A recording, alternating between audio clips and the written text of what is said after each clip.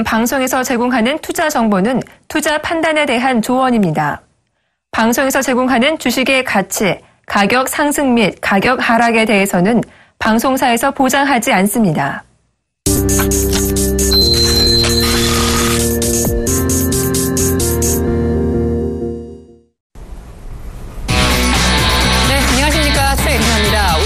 증시 탑5는 시장이 급락하는 관계로 종목 탑5 대신 시장 이슈 탑5로 대체돼서 방송될 것임을 미리 양해 말씀드립니다. 옐런 의장의 연내 기준금리 인상 발언의 여파가 이렇게 뒤늦게 한 발 늦게 시장에 큰 파장을 몰고 올 줄 누가 알았을까요? 옐런 의장의 발언 직후 미국 증시 자체도 무덤덤한 그런 반응을 보였었는데요. 메모리얼 데이 휴장 잘 쉬고 나서 미국 증시가 간밤에 급락했었습니다. 일단은 타이밍적으로 지표가 일제히 개선되면서 옐런 의장의 말처럼 충분히 올해 금리를 올릴 수 있을 만큼 경기가 좋아지고 있다는 신호가 하필이면 여러 군데에서 동시다발적으로 포착이 됐기 때문인데요. 이 여파가 달러 강세로 이어지면서 우리 시장에 여러 파장을 낳고 있는 듯 보입니다. 정확한 급락의 원인은 무엇이고 어디까지 조정이 이어질 것인지 그리고 어떻게 투자하면 좋을지 특집으로 진행됩니다.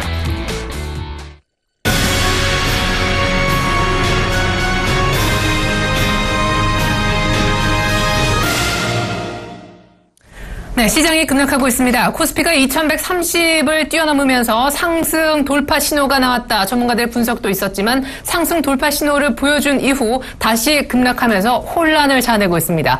코스닥 역시 오늘 가파른 하락세가 동시에 나오고 있는데요. 오늘 이슈 탑5 이슈부터 정리해보겠습니다. 첫 번째 이슈는 코스피가 2100포인트를 위협하고 있습니다. 한 5포인트만 더 빠지면 마디 지수를 내놓게 되는데요. 코스닥은 이미 700선을 반납했습니다. 두 번째 이슈는 미국의 금리 인상 공포 때문에 오늘 시장이 크게 밀리는 것인지 급락의 원인, 진앙지 알아볼 거고요. 세 번째 이슈는 외국인들의 바이 코리아가 아니라 셀 코리아 열풍이 이제 막 시작이 되는 것 같아서요. 완전히 짐을 싸는 것인지 외국인 수급 전망 들어보겠습니다. 네 번째 종목이 아니라 네 번째 이슈는요. 엔저 역풍 때문에 오늘 현대차가 시총 3.15까지 내려앉았습니다. 포함해서 수출주 전망 듣겠습니다. 마지막 이슈는 안전한 포트폴리오는 없는 것인지 수익을 창출하긴커녕 제발 내 종목 안 빠졌으면 하는 그런 바람 많으실 텐데요. 포트폴리오까지 매만져 드리겠습니다. 오늘 특별히 이 같은 이슈 5개 하나하나 차례로 살펴볼 텐데요. 긴급진단이니만큼 여의도로 나가보겠습니다. 동부증권에 계시는 김현겸 주식팀장님 전화 연결해보죠. 팀장님 안녕하세요. 예, 안녕하세요. 네, 급한데 연결 도와주셔서 감사합니다. 일단 시장이 왜 이렇게 많이 빠지고 있는 건지 원인 어디에 있습니까?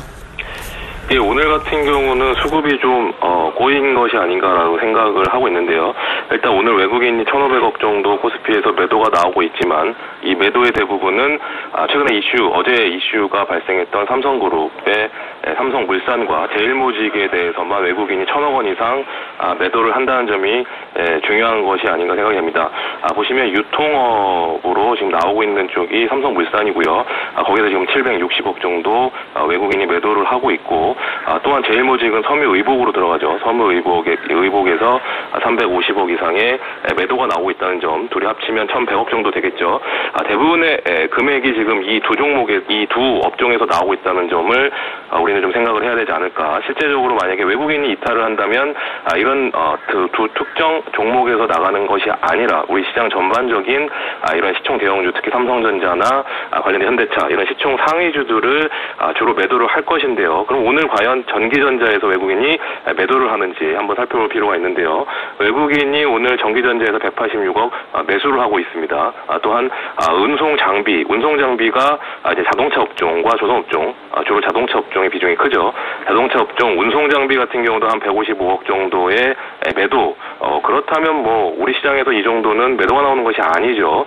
그렇게 본다면 과연 오늘 그런 매도의 주 원인이 무엇일까 생각해 보신다면 지금 선물이 있겠죠. 외국인이 선물을 지금 4,300계약 이상 매도가 나오고 있는데 오늘 오전 장 초반만 해도 1,000계약 매수였으니까요. 그것과 감안하신다면 한 5,000계약 이상의 매도가 지금 쏟아지고 있다는 점. 그러면서 프로그램 지금 백오데이션으로 돌입하면서 지금 비차익 순매도가 나오고 있습니다. 지금 1,600억 정도 비차익 순매도가 나오고 있고요. 이 순매도의 대부분의 주체는 금융투자 쪽이겠죠. 금융투자 쪽에서 오늘 1,200억이 넘는 매도가 나오고 있고요. 오히려 연기금은 어떻게 대응하고 있는지 지금 257억 매수를 하고 있고요. 투신권 같은 경우 어떻게 보면은 최근 외국인이 매수를 하면서 시장이 상승할 때 매도의 주체였던 투신권 오늘 지금 166억 정도 이 정도면 큰 물량은 아니겠죠. 종합을 해본다면 오늘 시장의 지금 하락은 이런 두 가지 종목의 이슈 이런 이슈로 인해서 외국인이 특정 종목을 매도를 하고 있고 거기에 있어서 선물로 또한 외국인이 지금 단기 대응을 하고 있는 상황에서 지금 옵션 같은 경우는 옵션을 보시면 지금 오히려 콜 쪽으로 외국인의 지금 매수세가 더 강하다는 점 반면에 개인은 콜 매도 풋 매수세에 풋 매수에 지금 동참하고 있다는 점을 생각해 본다면 지금 지수의 하락은 너무 그렇게 이런 금리 인상과 결부시킬 필요는 없다고 보고요. 거기에서 지금 선물에서 외국인이 일시적으로 매도를 하면서 비차익 순매도가 나오는 것이 가장 큰 원인이다. 또한 다른 나라 여타 주변 국가들을 보시더라도 오늘 중국에 지금 플러스가 나타나고 있고 일본, 대만 같은 경우는 큰 폭으로 하락을 하고 있지 않다는 점. 물론 일본은 지금 엔저 때문에 영향이라고 하더라도 대만 같은 경우는 큰 폭의 하락은 없는 거고요. 호주나 뉴질랜드 같은 경우도 1% 미만의 하락세를 나타난 점을 고려한다면 우리 시장은 오늘 좀 국내 이슈와 맞물리면서 수급이 좀 꼬인 것이 아닌가. 거기에 있어서 외국인이 선물에서 지금 순식간에 5천 계약에 매도를 하면서 이것이 비차익 순매도를 일으켰고 그런 비차익 순매도가 지금 신규 순매수는 좀 주춤하는 그런 틈을 타서 좀 수급 공백이 일어나는 것이 아닌가 그렇게 판단할 수 있을 것 같습니다. 네, 그래요. 오늘 시장이 급락하는 것은 일시적으로 수급이 꼬인 건데 미국의 금리 인상의 여파라고 보기에는 무리가 있다. 한국만 빠지고 있고 외국인들의 지금 매도 물량이 1,500억 현물이 넘어가는 것도 사실 어제 합병 이슈가 있었던 제일모직 삼성물산의 매도가 집중된 결과이기 때문이다라는 얘기해 주셨습니다. 그러면 코스닥은 왜 이렇게 많이 빠지는지요? 아무래도 코스닥은 개인의 비중이 크죠. 개인의 심리에 영향을 많이 받기 때문에 이런 코스피의 하락 이런 것들이 또 지금 방송이나 신문 매체에서 금리 인상과 결부돼서 말을 많이 하기 때문에 아무래도 개인들의 투심이 위축이 되고요. 거기에 있어서 좀 매도가 좀 지수가 좀 하락하는 것이 아닌가. 외국인이 오늘 코스닥에서 지금 매도 관점이 아니죠. 지금 33억 매수 관점. 큰 폭의 매수는 아니지만 이런 지금 수급적으로는 큰 문제가 없다는 점. 이런 점을 생각해 보신다면 코스닥 같은 경우는 오히려 향후 미래가 2분기 실적이 개선될 수 있는 이런 종목적으로 오히려 저가 매수 기회로 활용하시는 방법 역시 좀 좋지 않을까라고 말씀을 드리겠습니다. 네. 자, 오늘 코스닥의 하락은 오히려 매수에 좋은 기회가 되는 셈이다. 긍정적으로 보셨습니다. 외국인들이 코스닥을 사고 있는 것을 보아도 그렇다. 오늘 코스피의 하락도 큰 그림에서 너무 걱정할 거 없고 외국인들 수급이 조금 일시적으로 꼬인 탓이다 하셨는데 엔저가 진행된 것도 오늘 현대차 시가총액을 바꿔놓고 있습니다. 이 얘기는 조금 한번 들여다볼 필요가 있지 않나 싶은데요. 엔저가 지금 엔달러 기준으로 123엔대까지 올라갈 정도로 엔화 가치가 떨어져 있는데 지금 130엔 전망까지 나오고 있잖아요. 수출주의 운명은 어떻게 되는 건가요? 예, 일본 엔화의 하락세는 분명히 좀 부정적인 그런 영향을 미치는 것은 사실인데요. 어제 오늘 우리 한국의 원 달러 같은 경우도 지금 워낙 약세 쪽으로 급등이 나오고 있죠. 오늘 같은 경우는 7원 30전 지금 급등이 나오면서 지금 1,100원을 상회하는 1,107원까지 상회하는 이런 모습들. 물론 원엔이 900엔이 깨졌기 때문에 물론 영향이 미칠 수 있겠지만 전체적으로 우리나라의 그런 여러 가지 수출 제품들이 일본과의 경쟁만 하는 것은 아니겠죠.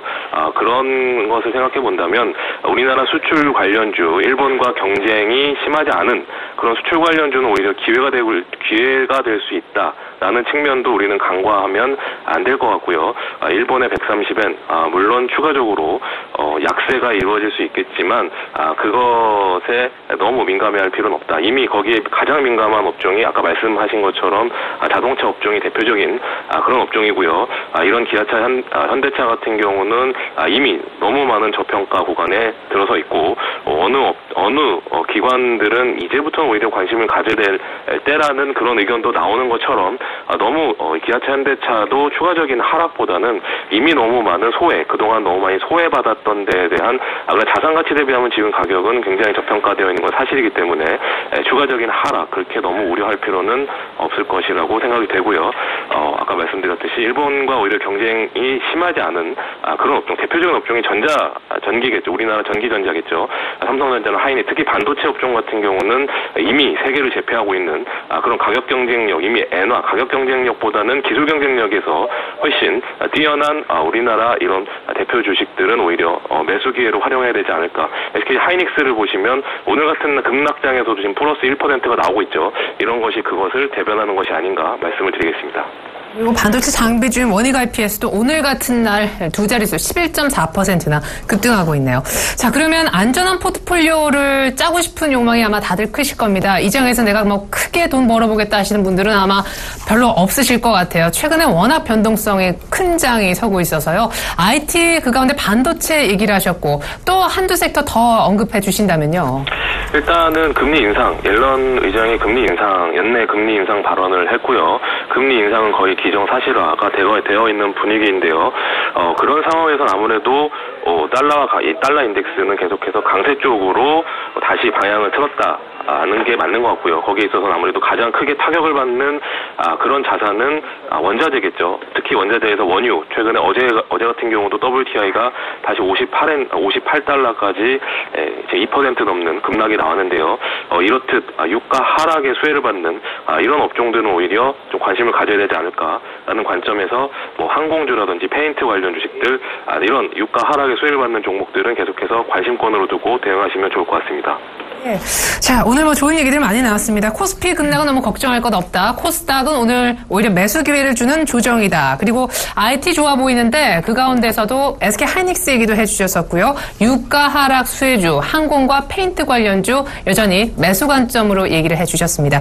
긴급 진단에 도움 말씀 주셨던 분 동부증권 용산지점 김현겸 주식팀장님이셨습니다. 팀장님 감사합니다. 네, 감사합니다.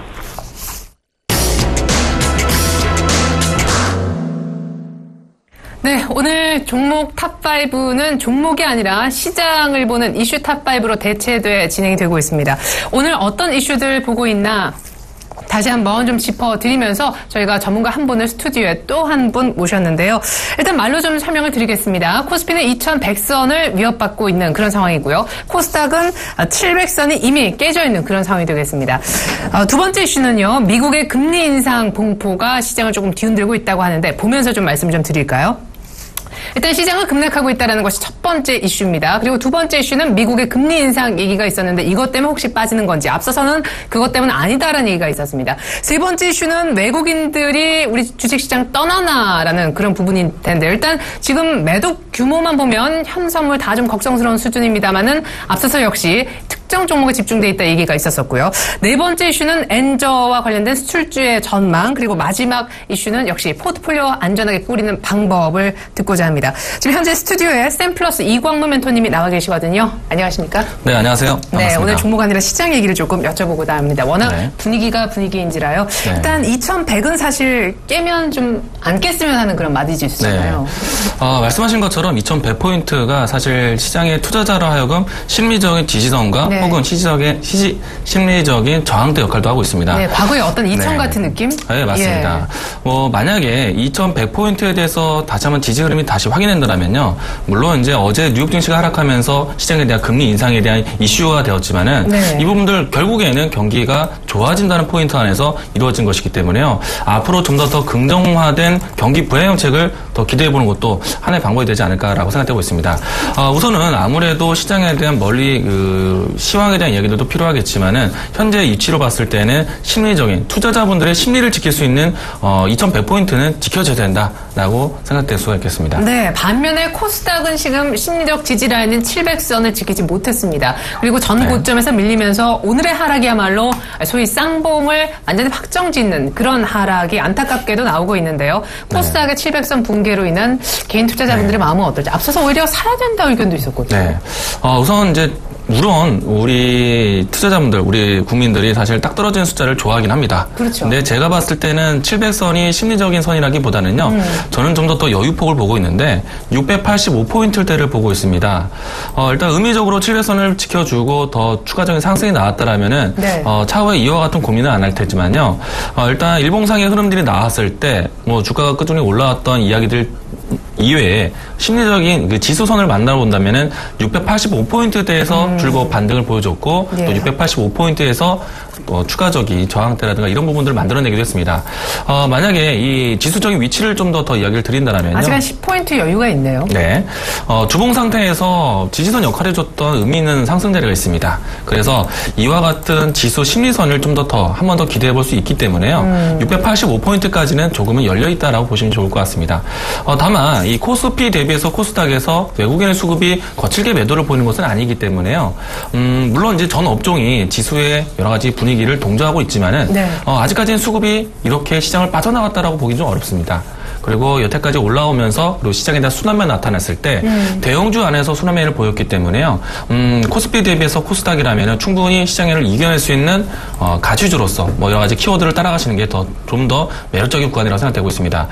물론 이제 말씀하신 것처럼 심리적인 지지선을 생각하는 것처럼 또 한편으로는 저항대라고 볼 수 있는 전 고점의 위치에서 조정이 되었다는 점. 사실 이 앞서서 코스피와 코스닥에 대한 시장 키 맞추기 나타내고 있었던 그런 시점이었어요. 네네. 오히려 이제 코스피가 빨리 올라오기를 기다리고 있었던 시점인데 코스피가 오늘 조정되어지면서 다시 재차 동반 조정이 되었다라고 보고 있고요.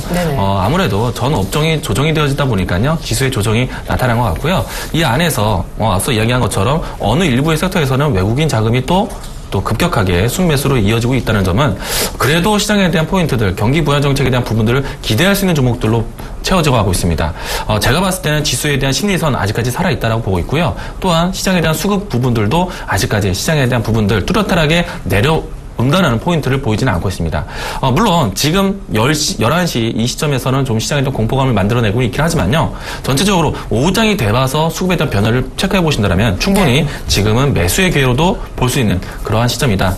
긍정적으로 바라보시는 게 좋을 것 같습니다. 네, 양시장이 1.7%씩 정말 나란히 빠지고 있긴 하지만 코스닥의 경우 700이라는 마디지수가 붕괴돼 크게 빠진 것처럼 느껴질 수 있지만 685선 아직 정말 진정한 마디지수인 전문가들이 보는 그 마지노선까지는 아직 깨지 않았다. 괜찮다라는 쪽으로 얘기를 한번 들어봤습니다. 그리고 오후장에서 낙폭을 또한 줄이는지도 관찰해보자. 그러면 앞서 우리가 연결했었던 김연겸 팀장님의 의견처럼 미국의 금리 인상 요 여파 때문에 시장이 빠진다. 이렇게 보면 좀 무리가 있을까요? 사실은 그 여파 때문에 사실 이 부분들이 경기가 좋아지는 포인트를 잡고 있잖아요.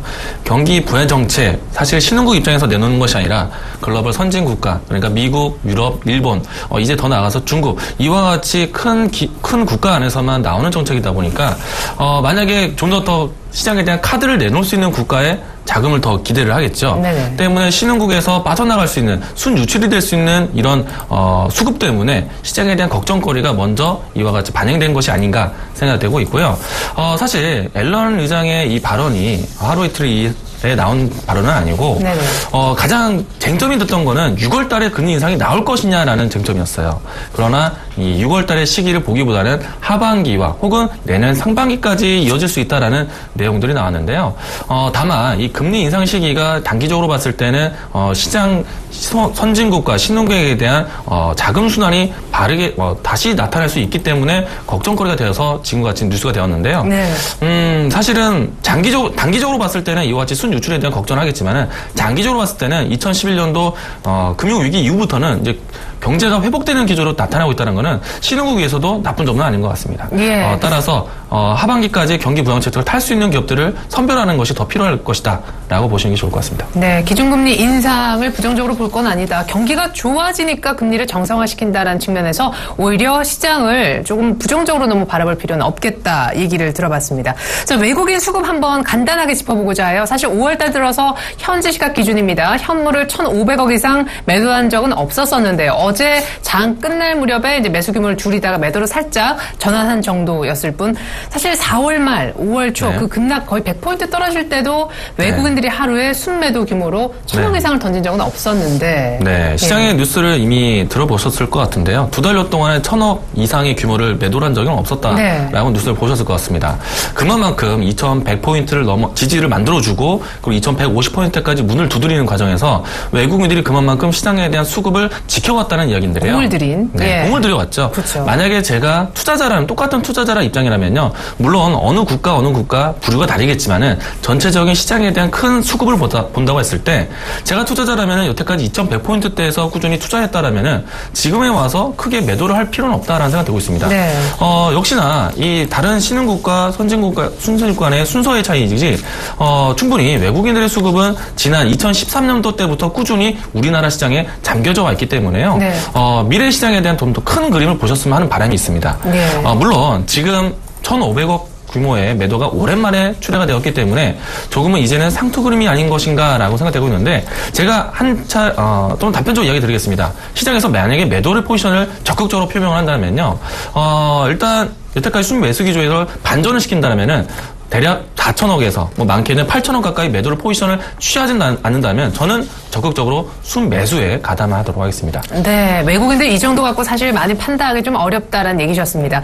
자, 그리고 지금 코스피 200 선물은님이 2%가량 크게 밀리면서 그만큼 대형주가 어려움을 지금 겪고 있다는 것을 그대로 드러내고 있는데 코스피는 2,100 한 4, 5포인트 정도 왔다 갔다 선물 쪽에서 외국인들은 이미 5,600계약 이상을 정리하고 있습니다. 자, 끝으로 그럼 포트폴리오를 어떻게 구축하면 좋을지 앞서서는 네. 사실 어떻게 보면 같은 맥락이에요. 경기가 좋아진다는 관점에서 미국이 이제 금리를 올릴 준비를 한다고 하니까 네. 엔저요 영향만 좀 덜 타는 그런 수출주라면 오히려 매수 기회가 될 수도 있겠다. 그리고 IT도 좀 좋아 보인다. 여러 가지 네. 항공주 얘기도 있었습니다. 이광문 멘토님의 의견은? 네.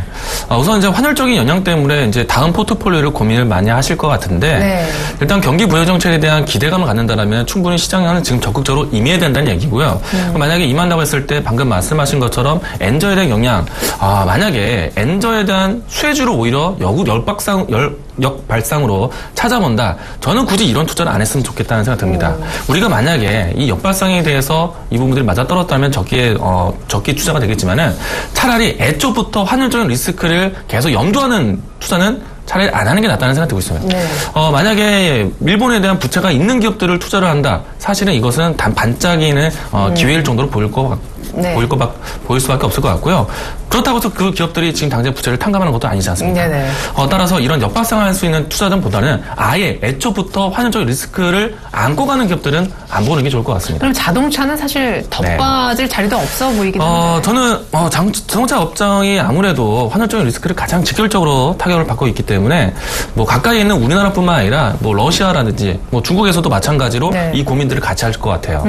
대신에 제가 이미 여러 차례 동안 이 방송을 통해서 자동차 업황에 대한 저는 긍정적으로 바라본다고 이야기를 드렸습니다. 네. 그렇지만 완성차보다는 부품주라든가 이 자동차 산업이 변화되는 트렌드를 잡는 것이 더 유익하다라고 이야기 드렸었는데 네. 일찍이 자동차 완성차가 나빠질 만큼 혹은 이 엔저에 대한 영향을 받을 만큼 받았다라고 보고 있습니다. 충분히 학습 효과를 이루고 있고요.